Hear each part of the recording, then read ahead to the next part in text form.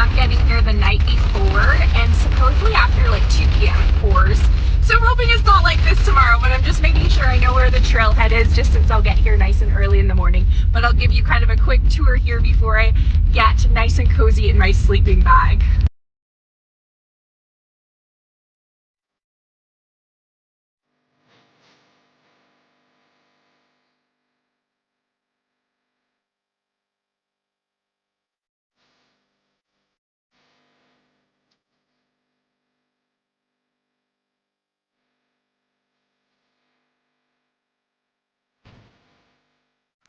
.30 a.m. still up to the trailhead, Williams Lake Trailhead, and this will be going all the way to Wheeler's Peak, highest peak in New Mexico. Let's go.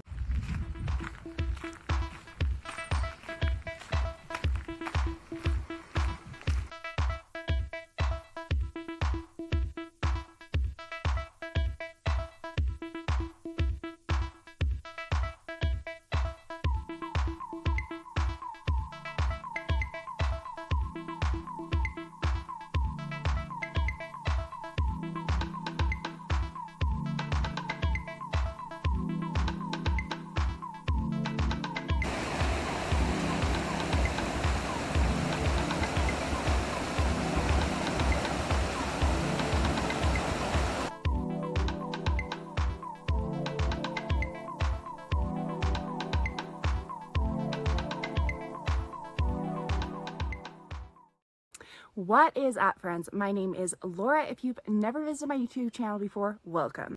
I am here in New Mexico doing Wheeler's Peak, which is the tallest peak in New Mexico. I'm going to do this video a little bit differently.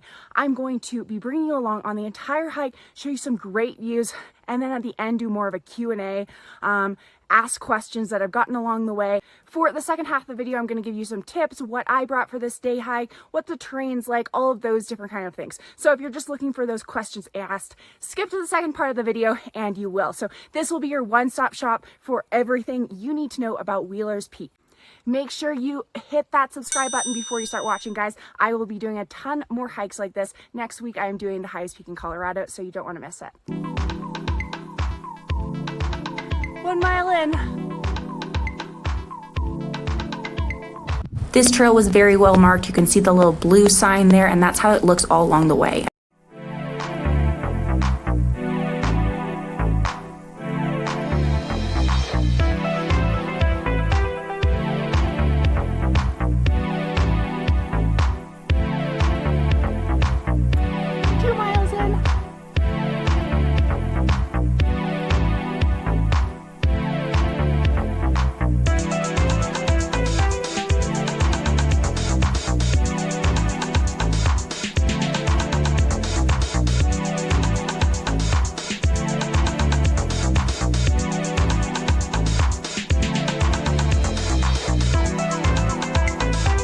So even if you are going to Wheeler's Peak, I would recommend still going over here to Williams Lake. It sounds like it's going to be beautiful and doesn't seem far away, and a good place just for a quick break. And I'm actually going to have some breakfast there.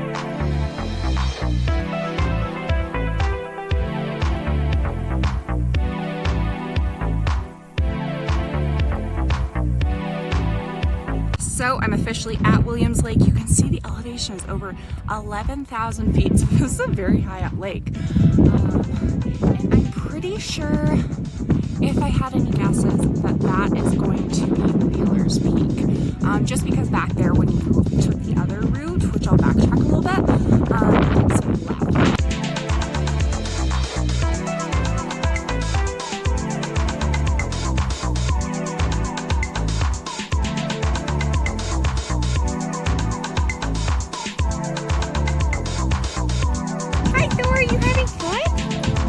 Good boy. So in the distance there you can see a table. So if you are just coming here before Williams Lake, you can get a beautiful view of the mountains and Williams Lake and have some great lunch. And I think I'm going to go down to the lake for my lunch.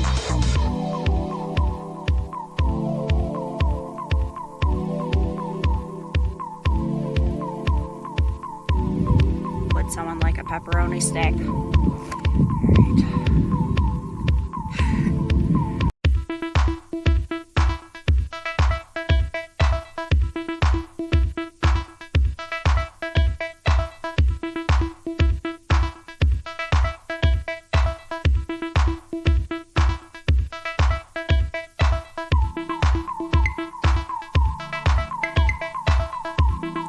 Mile 3.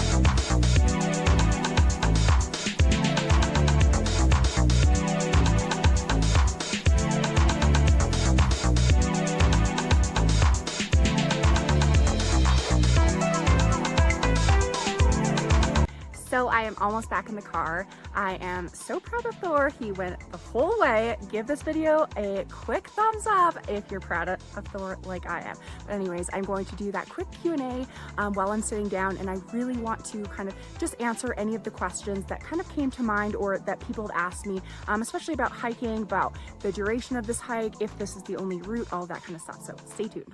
Hello again. So I'm just outside my camping spot, had some delicious Subway, and now I'm here to answer kind of just some of the questions that I wish were answered for me beforehand.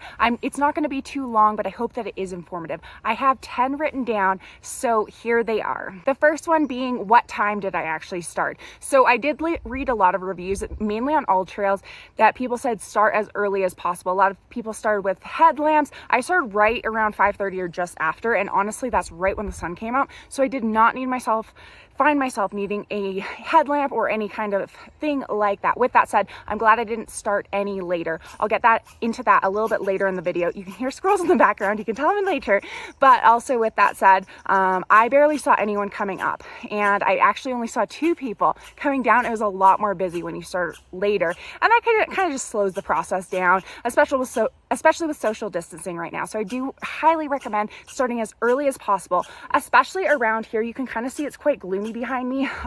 It's around 4 p.m. right now. So around 2 to like 5, it seems to a lot of times rain. It rained for me last night, as you could see on my way in. So making sure to start earlier will allow you to end earlier, hopefully getting you out of any kind of rain. I do find myself a little bit like faster of a hiker. I don't really know specifically every single time I go out, but the second point is how long it actually took me. And it took me just under 3 hours on the way up. I barely really stopped on the way up. And it took me a little bit under, probably like 2.5 on the way down, including all breaks, stopping at the summit, all that stuff. It probably took me just under 6 hours round trip. There actually are probably about 3 different routes. I do find, and the research that I found, Williams Lake for this actual summit is the kind of shortest. It does have the most incline, but I know a few of the different routes. You can do like multi-day getting to it. I know I did talk to a few people and they were doing some other different routes. I will link the specific review that I use on All Trails in the description below. The weather honestly was absolutely perfect, and that's one of the reasons why I do say start early. I do think that I did get lucky on the weather side. I did check the weather before, about a week in advance, and saw this Friday, which is mid-July, so you would expect pretty decent weather, but I know it, of course, cannot be always so decent. So I got really no wind until the actual summit. At the summit, it was very, very windy, so make sure you have like a few layers to throw on or you're gonna get super cold. But besides that, there was no wind. There was really only sun on the way down, and I had an absolutely incredible experience.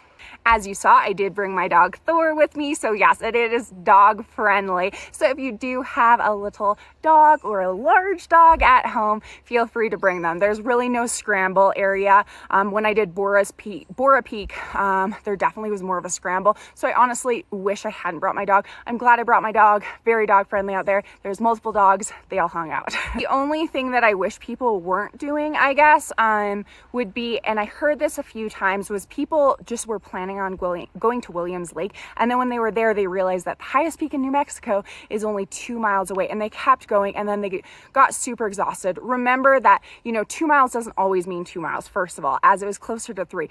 3 means 6 round trips. So if you're not quite in shape, you don't have the water for it, you don't have the snacks, or you're not sure with elevation, just plan on doing what you planned on. People were kind of exhausted coming back, and when I was talking to them, they're like, oh, we tried for the summit, but 2 miles, it seemed like a lot more. And that's not to scare you, and definitely if you have a goal for going for it, definitely go for it, and you can always turn around. But at the same time, don't kind of think, oh, it's only 2 more miles and I can do this huge milestone. Just kind of do what you've prepared yourself to do. Like I said, on the way up there, I only saw 2 people, which was crazy. On the way down, I probably honestly saw like 60. There were a lot of people on the way down, and that's just because Williams Lake, which is the first half of your trail, is a super popular hike. And of course, you're taking That is lightning. If you can hear that, that is why you start early. But Williams Lake is a very, very popular trail. So I saw a lot of people, everyone's super friendly, no complaints, but that is why I wanted to start super early. I brought a lot of different snacks. And also, you never know, like if you're going to get extra hungry that day, you know, my dog's going to get extra hungry. You never know if you find someone on the trail that suddenly needs a little bit of extra food. And that's why I always bring extra snacks. And I also did bring like 2 PB&J sandwiches, and I only ate one. I bring like normally like corn nuts, some trail mix, sometimes Pringles. I didn't bring them today.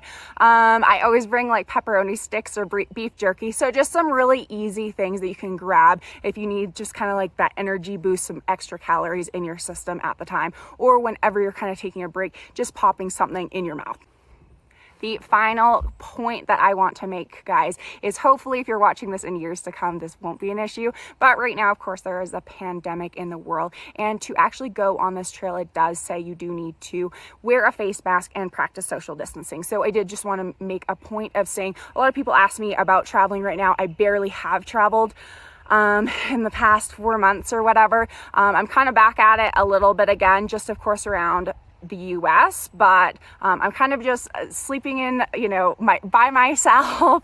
And then when I'm on the trail, a lot of people have a mask and they won't be using it the whole time. They will just be using it when they're passing you, and then they will try to social distance as much as they can on the actual trail. I have myself a buff, if you can see here, and that's what I always use, and it actually works out perfectly because then I can just put it over like I would a mask, and it's just kind of a quick 2-in-1 there. I will say a few people complimented me, just saying like, thank you so much for actually doing it properly, because a lot of people, I guess, with buffs just put them to there. So you definitely are supposed to put them over your nose. So this is not any kind of conversation if it should or shouldn't be there. I'm just trying to follow the rules of the trail. So I hope those 10 kind of tips did help you if you're planning on doing the highest peak in New Mexico. And I hope the sights were beautiful. So like I said earlier, make sure you subscribe to my channel. I will be doing the highest peak in Colorado next week, and then of course lots and lots and lots to come. So thanks so much, guys. Keep living life. Bye.